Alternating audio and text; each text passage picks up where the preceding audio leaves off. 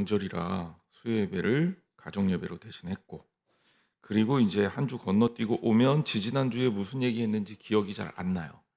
그래서 지지난주 이야기를 잠깐 우리가 살펴보면, 즉 우리가 예수 그리스도라는 그 뿌리에, 진짜 참 감람나무에, 원래 유대인이 가지로 붙어 있다가 그들이 꺾이고 그 자리에 이방인으로서 접붙이심을 받은 것과 같다라는 얘기를 했죠. 그러면 이 교훈을 통해서 우리가 알 수 있는 중요한 두 가지 포인트. 첫 번째, 우리도 언제든지 나무에서 끊어지면, 그럼 우리는 금방 또 어떻게 된다? 죽을 수밖에 없는 거다. 그러므로 절대로 크리스찬이라면 예수 그리스도라는 본질에서 멀어지면 안 된다. 이거는 생명이다. 두 번째, 끊어진 나무라 할지라도 다시 붙으면, 그러면 그 가지도 살 수 있다. 이렇게 얘기를 했습니다. 그치요? 기억이 나시죠? 예, 기억나는 척이라도 좀 해주셔야 돼요. 자, 그리고 이제 오늘은 이제 구체적으로 이러한 전체적인 시각에서 이스라엘 민족들을 향한, 그들을 구원하기 위한 하나님의 계획과 섭리를 바울이 설명하고 있습니다. 물론 그 부분에 초점을 맞추면 사실 이 본문은 여태까지 했던 얘기들하고 크게 다르지 않은 맥락에서 진행이 됩니다. 다만 이 언어 자체가 조금 어렵게 쓰였기 때문에 우리가 정확하게 확인하고 넘어가야 돼요. 맥락은 다르지 않다. 하지만 그럼에도 불구하고 우리가 말씀을 좀 세 절밖에 안 읽으면서 우리가 좀 자세히 보려고 하는 이유는, 이 속에 담겨진 또 하나하나의 메시지에 우리가 하나님의 뜻을 발견할 것들이 무척 많다. 그렇기 때문에 이렇게 짧게 여러분들하고 세 절을 읽은 겁니다. 먼저 25절 말씀을 보도록 할게요. 형제들아, 너희가 스스로 지혜 있다 하면서 이 신비를 너희가 모르기를 내가 원치 아니하노니. 영어 공부하신 지가 조금 오래됐겠지만 우리나라 말은 우리가 어렸을 때부터 자연스럽게 익혀서 읽는데도 그렇고 말하는데도 그렇고 어렵지가 않아요. 근데 영어는 공부를 할 때 진짜 우리나라 말이 아니다 보니까 힘들어서 제일 중요하게 생각하는 게 어떻게 끊어 읽을 것인가. 이거를 잘 살펴봐야 해석하기가 진짜 좋거든요. 근데 가끔은 우리나라 말도 이렇게 복잡하게 써놓으면 끊어 읽기를 잘해야 됩니다. 자, 이 본문은 끊어 읽기를 잘 해야 되는 거예요. 형제들아, 이거는 이제 바울이 이스라엘 민족 유대인들을 부른 거죠. 그 다음에 절이 들어가요. 그러니까 절이라는 얘기는 단어가, 주어 동사가 그냥 한 문장에 딱 들어갔다는 거죠. 그래서 들어간 절이 무슨 절이냐? 너희가 스스로 지혜 있다 하면서 이 신비를 너희가 모른다는 것, 이게 절이에요. 그냥 그 절만 딱 드러내놓으면 이런 거예요. 너희가 스스로 지혜 있다 하면서 이 신비를 너희가 모른다. 이 절을 우리가 이해하고 나서 바울은 여기에 한 번 더 뒤집습니다. 이것을 내가 원하지 않는다. 정리가 좀 되죠? 그러면 바울이 얘기하고 싶은 게 뭐예요? 형제들, 즉 이스라엘 민족 유태인들이 너희가 스스로 지혜 있다고 하면서 신비를 모른다, 모를 수 있다. 근데 이것을 내가 원하지 않는다는 거예요. 그러면 이 본문을 역설적으로 뒤집어 놓으면 너희들이 스스로 지혜 있는 척하면서 신비를 모르기보다는 너희들이 어리석은 것을 깨달아 알아서 이 신비를 알아야 된다라는 이야기입니다. 자, 그러면 이 이야기가 무슨 얘기일까? 자, 여기에서 이제 해석하기가 어려운 부분이 이런 거예요. 스스로 지혜 있다. 오늘 새벽에도 본문이 이제 이 본문하고 좀 겹쳐지는 본문이 나왔는데, 많은 사람들이 그런 얘기를 해요. 나는 똑똑해, 나는 능력이 있어, 나는 지혜 있어, 나는 최고야, 내가 가진 지식은 훌륭해. 사실 이 멋에 어떤 사는 사람도 있는 거고, 아까도 얘기했지만 새벽에도 그 얘기했지만 우리가 어떤 지혜를 얘기할 때 나는 참 지혜로, 나는 공부를 잘해, 나는 능력 있어 라는 표현을 할 때 어떤 기준에 따라서 평가를 하잖아요. 그 기준이 누굽니까? 우리 이 땅에서 일어나는 모든 일들의 지혜로움, 똑똑함의 기준은 내 옆에 있는 다른 사람들이에요. 그래서 사람들은 통계적으로 봤을 때 내가 다른 사람보다 얼마만큼의 차이를 두고 똑똑한가, 이거를 평가하는 게 IQ고, 소위 말해서 우리가 수능 시험을 보게 되면 등급을 매기잖아요. 1등급, 2등급, 3등급. 자녀들, 손자들 생각하면 뭐 그런 거 맨날 스트레스 받으면서 알잖아요. 그거 문제 한 문제 가지고 이게 막 결정이 나니까. 그런데 이 등급이라는 게 그럼 뭐냐? 얼마나 정상적인 기준에서 몇 퍼센트로 뛰어나냐, 얼만큼의 거리를 두고 뛰어나냐, 이게 등급이에요. 그 사람들이 말하는 지혜 있는 것은 대부분 다 어떤 거냐면 남들보다 얼마나 나은가, 남들보다 얼마나 뛰어난가. 사람이 기준이에요. 근데 여러분, 사람이 기준이라는 게 얼마나 애매한 일이냐면 내 주변에 다 어리석은 사람들만 있어. 그럼 나는 평균이야. 그래도 나는 지혜롭게 느껴지는 거고, 내 주변에 다 똑똑한 사람만 있으면 나는 바보같이 느껴지는 거예요. 제가 가끔 이제 미국에 가서 살았던 이야기를 여러분들한테 하게 되는데 좀 특별한 경험이어서 저한테는 굉장히 신선하고 어떻게 보면 참 창피한 경험 중에 하나가, 제가 그래도 가방끈이 길지는 않아도 좀 넓잖아요, 옆으로. 예. 저는 이상하게 뭘 해도 뭐 하나 길고 깊고 이런 것보다는 하여튼간 얕게 좀 넓게 이렇게 하는 걸 또 좋아해요.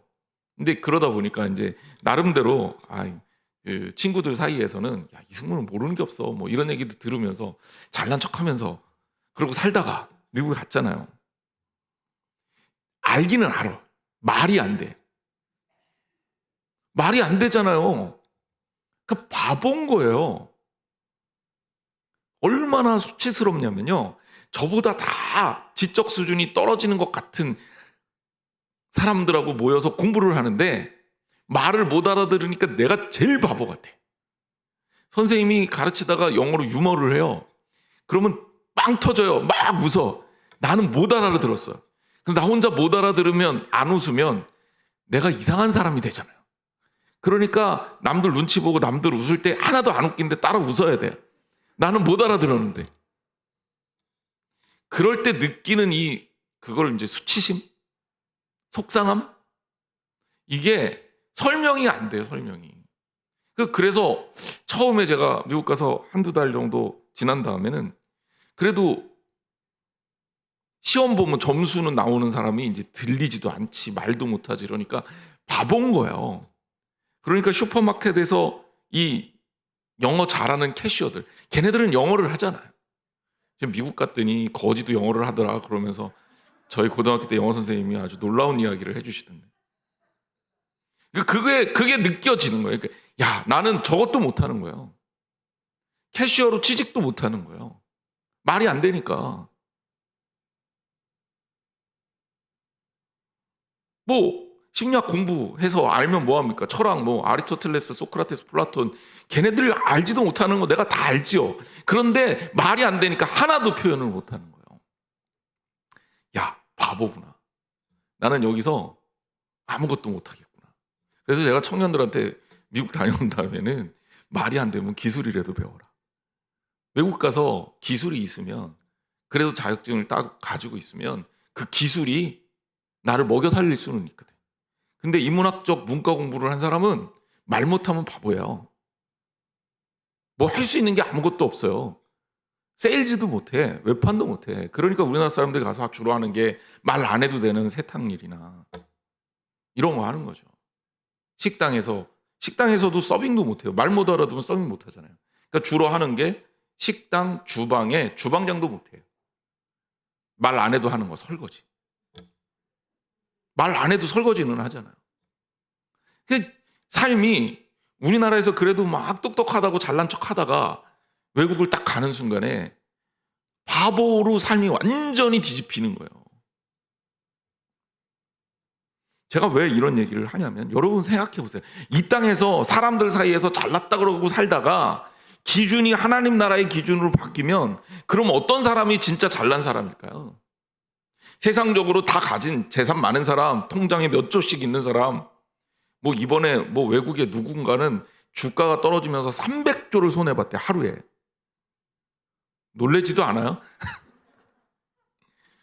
그런데 그 손해볼 돈이라도 있으면 얼마나 좋겠어. 그 사람 그거 다 손해봐도 우리보다 돈을 어마어마하게 많이 갖고 있는 사람이죠. 그러니까 그렇게 돈이 많다 그래도요. 하늘나라에 가면 그거 아무것도 아니잖아요. 통장에 은행에다 예금을 했어요. 근데 전쟁이 나서 그 은행이 파산했네. 여러분 돈 있는 거예요, 없는 거예요? 그렇게 세계가 뒤집혀 버린단 말이에요. 이 바울의 이야기는 그거예요. 유태인들 너희들이 잘난 척하고 뭐든지 다 능력 있는 척하다가 세상이 뒤집힌 거잖아요. 예수 그리스도가 이 땅에 와서 기준이 완전히 바뀌어 버리니까 너희들은 이제는 지혜로운 사람이 아니야. 근데 지혜로운 사람인 줄 알고 있어요. 그러니까 알려고 하지를 않아. 알려고 하지 않으니까 예수님이 가르쳐 주신 진리를 깨닫지를 못하는 거예요.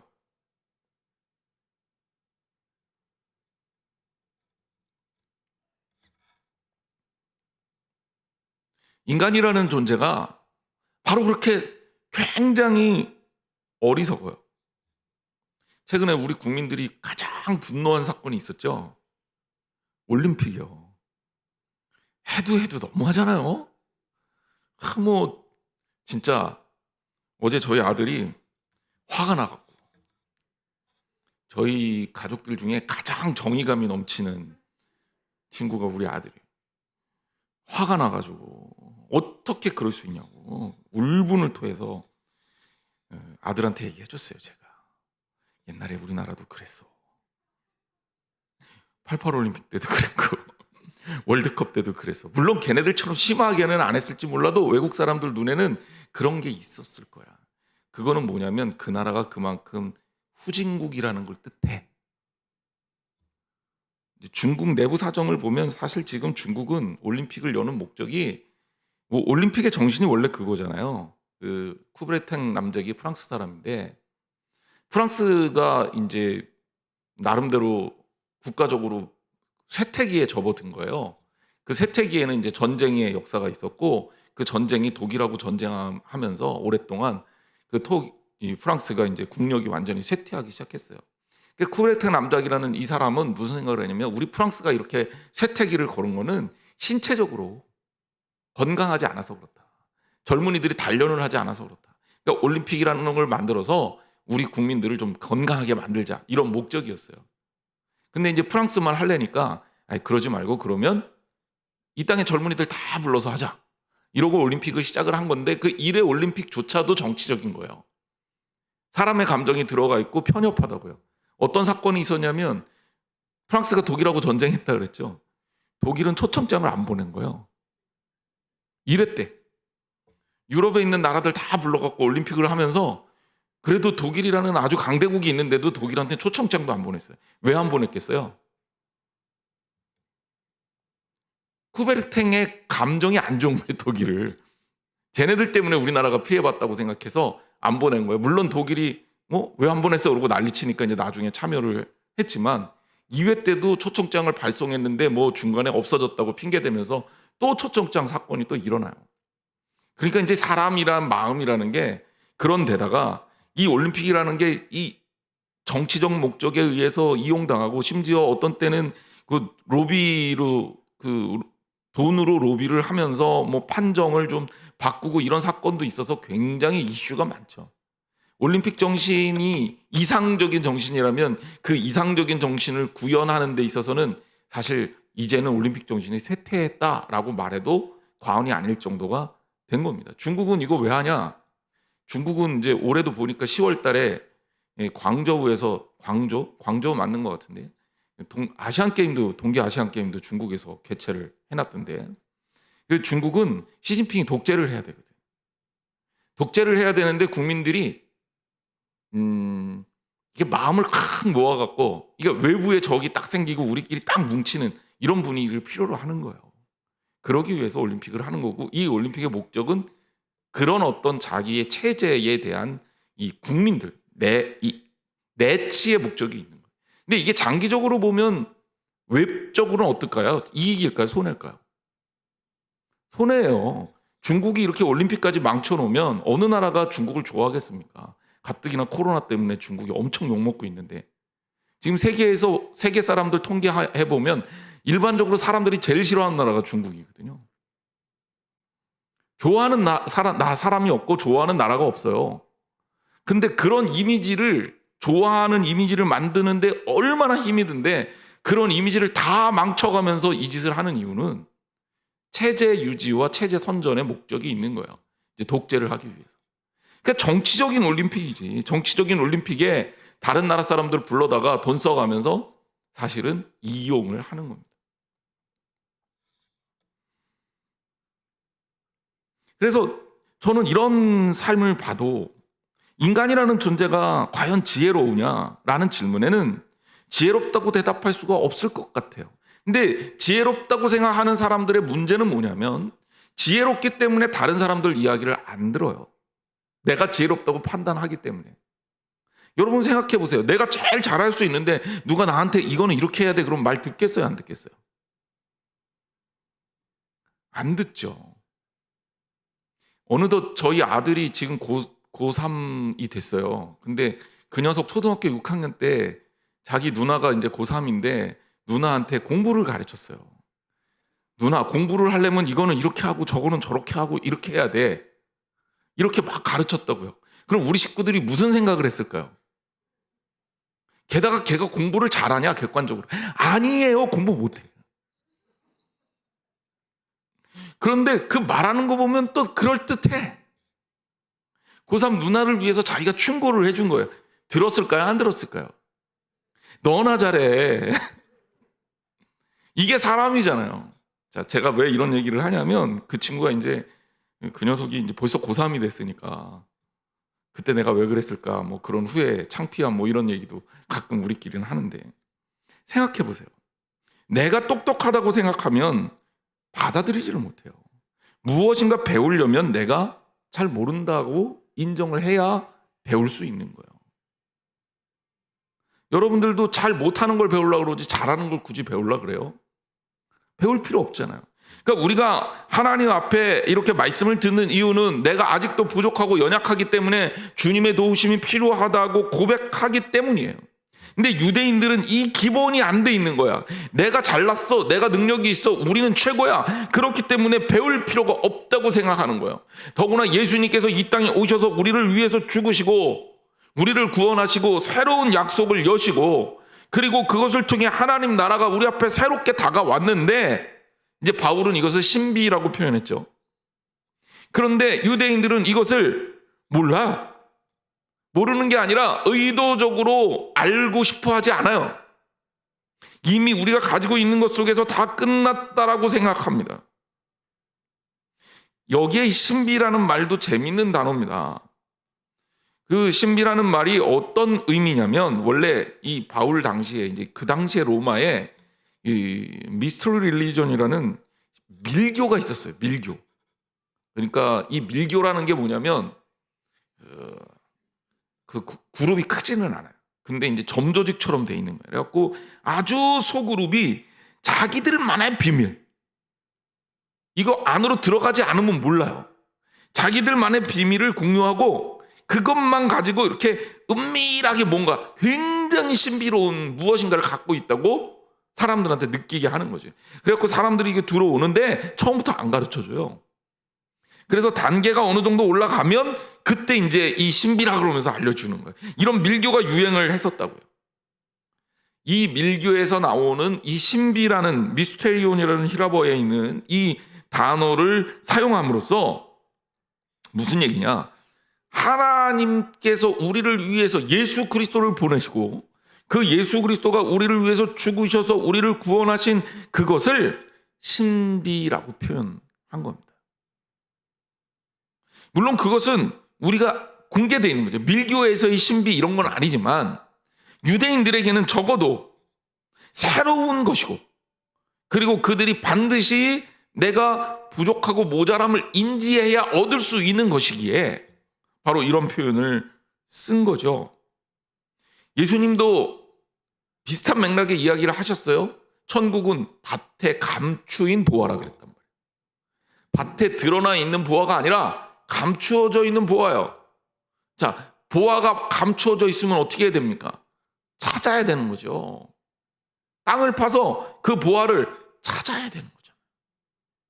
그래서 바울은 그런 느낌으로 이 신비라는 표현을 쓴 것이다. 그럼 이제 어느 정도 이해가 되시죠? 그래서 바울이 유대인들에게 하는 얘기는 뭐냐면, 너희가 스스로 지혜 있다면서 이 신비를 너희가 모르는 것을 내가 원하지 않는다. 즉 너희들은 하나님 앞에서 너희의 권한과 능력, 지혜 이런 것들을 내려놔. 그리고 내가 모른다는 것을 인정하고 겸손하게 예수님의 신비를, 이 신비를 너희가 받아들여서 이것을 깨달아야 된다. 그러기를 내가 원한다. 이 얘기를 한 겁니다. 좀 복잡하지만 바로 그 얘기라는 거예요. 그런데 이 신비라는 것이 과연 그러면 어떤 것이냐? 한마디로 얘기하면 구원인데, 이 신비를 바울이 이렇게 설명해요. 이방인의 충만한 수가 들어오기까지 이스라엘의 더러는 우둔하게 된 것이라. 자, 이것을 어떻게 설명하느냐? 이방인들이 구원을 얻는데 그것이 좀 충분해져야 돼요. 예수님 말씀대로 하면 땅끝까지 이르러서 증인이 되는 역사가 일어나야 돼요. 구원받는 이들이 채워져야 돼요. 그때까지는 이스라엘의 더러는, 이스라엘의 많은 숫자가 우둔해져야 돼요. 어리석어져야 된다. 어리석다라는 것은 잘 모른다는 얘기예요. 근데 아까 지혜로운 척이란 얘기를 했지만, 지혜 있다 하면서 신비를 모른다 그랬잖아요. 그러니까 사실은 이게 우둔한 거거든요. 제가 언젠가 한번 소크라테스의 명언을 소개해드렸던 적이 있는 것 같은데, 소크라테스의 명언하면 너 자신을 알라, 이건 다 알죠, 그죠? 이건 다 알잖아요. 근데 그가 했던 명언 중에 이거 말고도 아주 멋있는 명언이 많아요. 근데 그의 명언 중에 제가 늘 마음속에 두고 있는 게 뭐냐면, 나는 이것만 안다. 나는 잘 안다. 뭘 아냐? 내가 아무것도 모른다는 것을 잘 안다.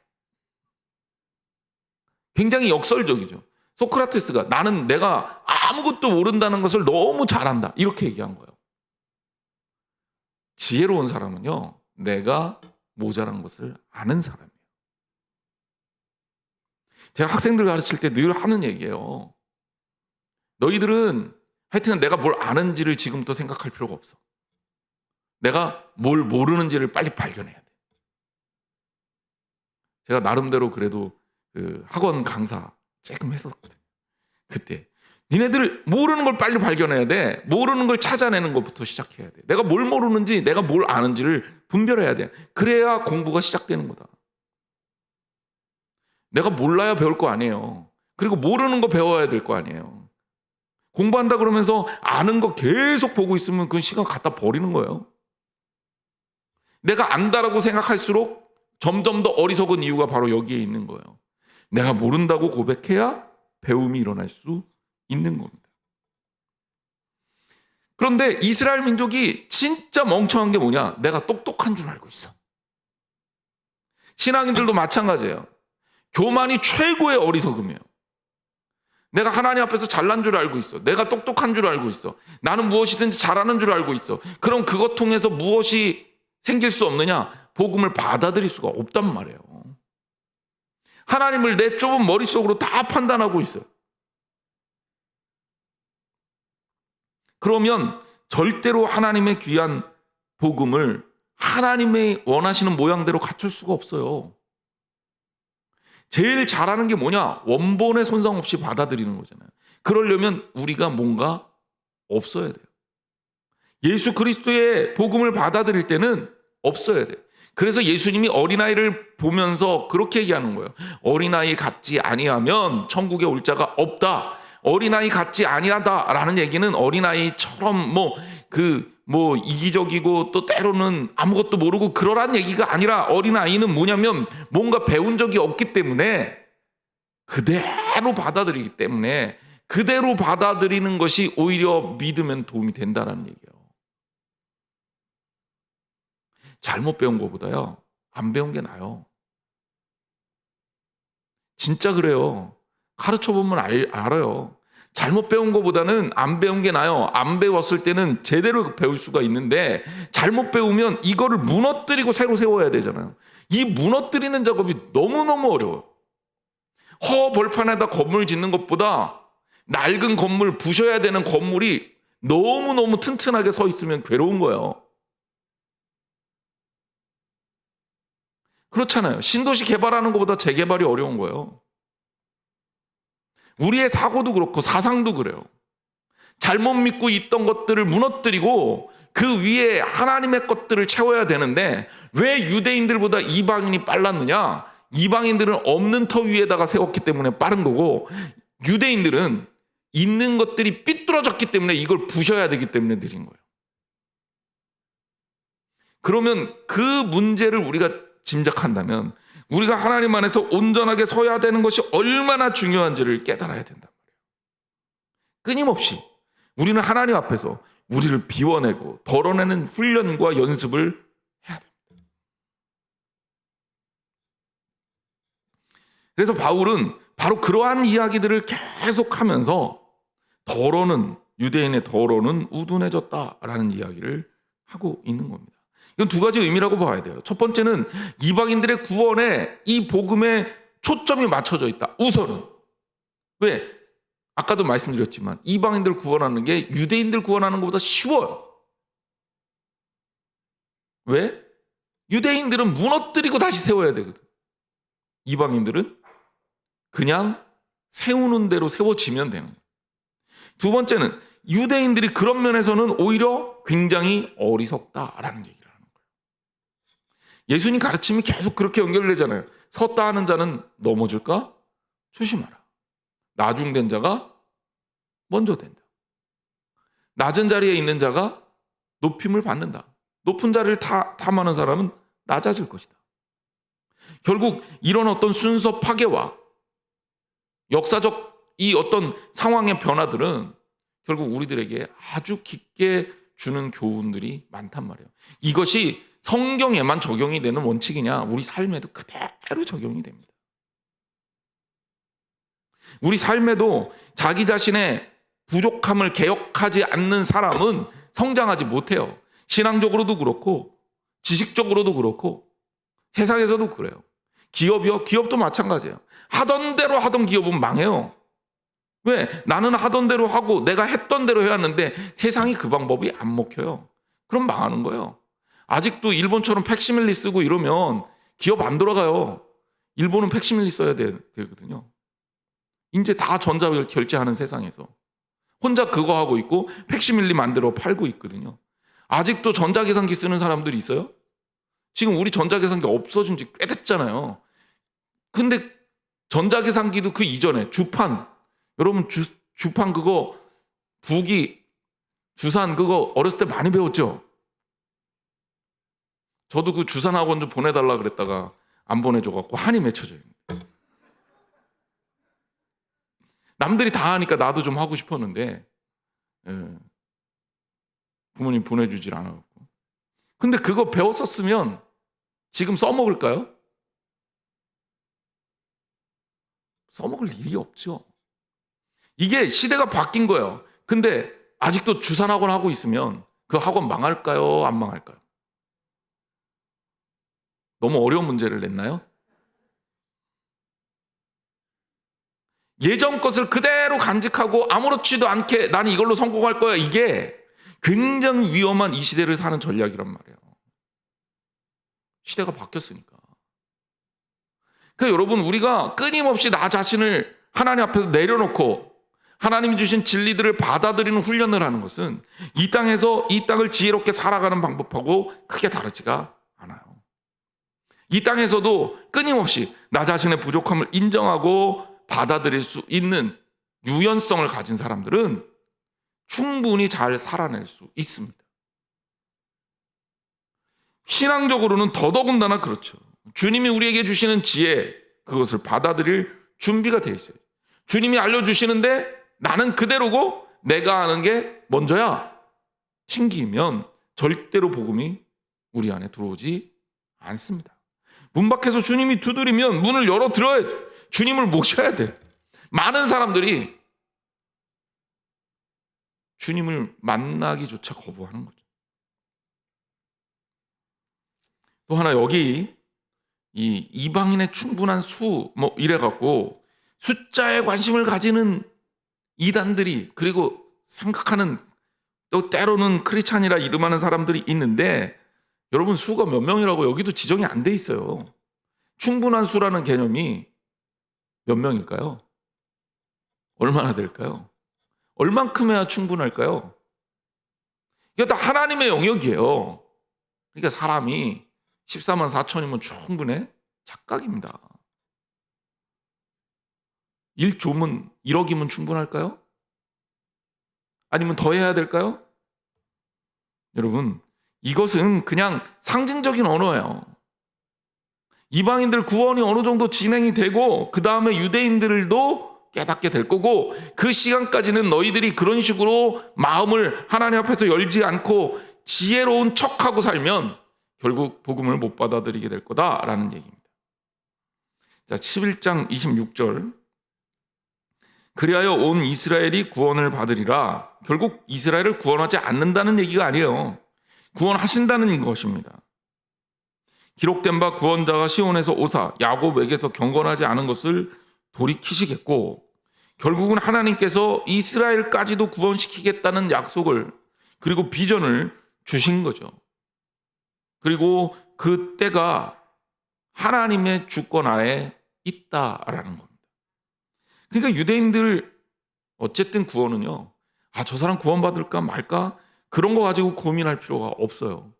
유대인들이 구원을 받을까 아닐까, 공산주의자들이 구원을 받을까 아닐까, 그거 자꾸 우리가 생각할 필요가 없어요. 우리가 하는 것은 그것에 대한 판단을 하나님이 하시는 거고, 우리가 해야 될 것은 이 땅에 날마다 하나님이 원하시는 구원받는 이들을 향해서 선교적 자세를 갖는 것이 중요합니다. 내게 주어진 사명은 그들을 판단하거나 정죄하거나 비난하거나 혹은 너희들 구원받았을 거야 그리고 확정하는 게 아니에요. 우리가 해야 될 것은 구원받는 이들을 위해서 기도하고 그들을 하나님의 곁으로 데리고 오는 거죠. 아까도 얘기했지만 그 감람나무가 있으면 그 감람나무에 자꾸 젖붙임을 일으켜야 돼요. 그래서 세상에서 떠나서, 세상의 잘못된 가치에서 떠나서, 사실 요즘 같은 시대에는 이단 종교보다 더 위험한 게 이데올로기입니다. 이데올로기가 우리를 딱 잡고 있으면 이것 말고는 아무것도 안 들어와요. 이데올로기라는 게 여러분 가지고 있는 이 어떤 정치적인 사상적 견해 이런 거예요. 이거는 사람이 진짜 어렵게 하거든요. 여러분이 정치적 태도를 나는 보수야, 나는 진보야 가지는 거는 자유롭게 하세요. 그거는 문제가 안 됩니다. 그거는 이 사회를 어떻게 바꿀 것인가에 대한 본인의 선택이에요. 그것 가지고 비난할 이유는 없어요. 다만 그것을 숭배하지 마세요. 사람들이 만들어 놓은 하나의 사상적 체계에 불과해요. 그러니까 주사파가 얼마나 바보 같은 짓을 한 거냐면, 옛날에 이제 소위 학생운동을 한 사람들이 독재 정권에 저항을 하면서 오히려 막시즘을 따른단 말이에요. 이게 김일성 독재를 옹호한 거예요. 그러니까 되게 미련한 짓을 한 건데, 왜 그런 일을 했냐면 이데올로기, 사상, 인간 사상이 우상화가 돼서 그래요. 그게 우상화가 될 수가 없고 우상화가 돼서도 안 되는 거예요. 우리가 추구해야 될 것은 신앙적인 거예요. 하나님적인 거예요. 그리고 우리에게 따라야 될 체계가 있다면 유일하게 성경적 체계예요. 그거 말고는 필요하다면 자유롭게 태도를 가지시되 그것을 숭배하지는 마세요. 그리고 그것 가지고 사람을 판단하지 마세요. 저 녀석은 안 돼, 저 녀석은 괜찮을 거야, 그렇게 판단하지 마세요.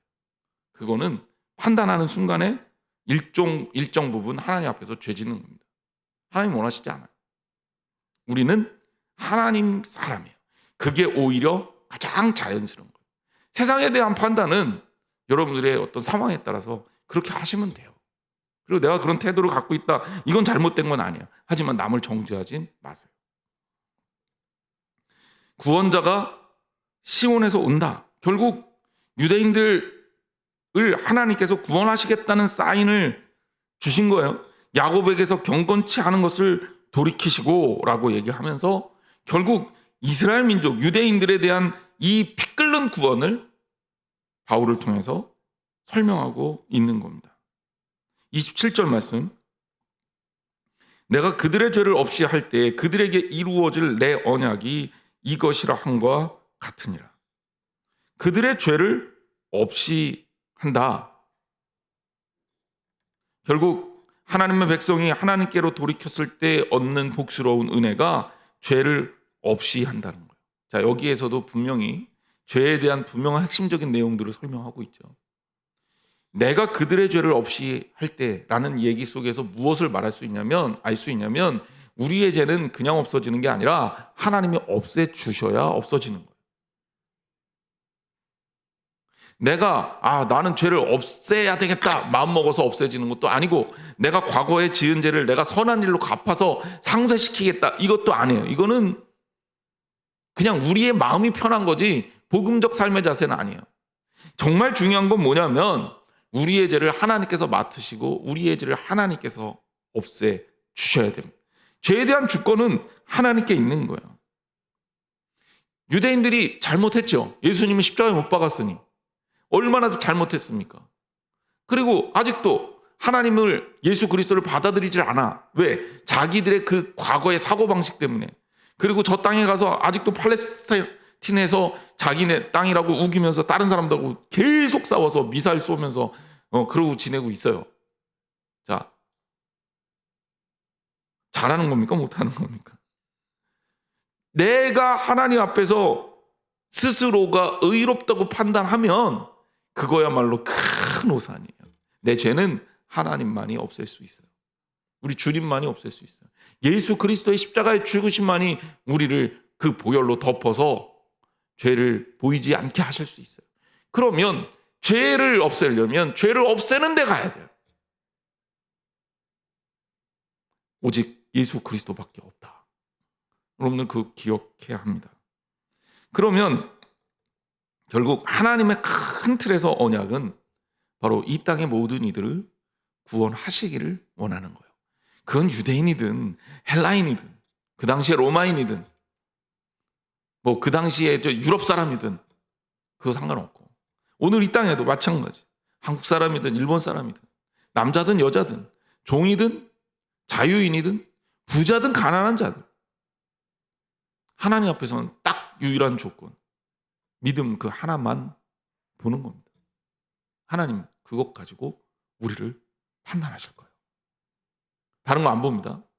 예수 그리스도를 안에 사는, 그리스도를 향한 삶을 살 수 있는 믿음을 가져. 딱 그거 하나요. 구원은 바로 그런 거죠. 그리고 그 모든 구원의 역사는 누구의 계획에 따라 움직이는 거예요? 사람 아니고, 어떤 돈 아니고. 요즘에 베스트셀러를 제가 서점에 가서 쫙 다 봤더니 다 돈하고 관련된 책이 다 1위부터 10위 뭐 더해지는 것 같아요. 요새 다 그렇더라고요. 그리고 권력 아니고, 내가 가지고 있는 세상 사람들한테 받는 존경심과 인기 이런 거 아니고, 오직 하나님을 믿는, 예수 그리스도를 믿는 믿음, 딱 그거 하나입니다. 우리 사랑하는 성도들, 믿음 안에 서시기를 주님의 이름으로 축원합니다. 그거면 충분합니다.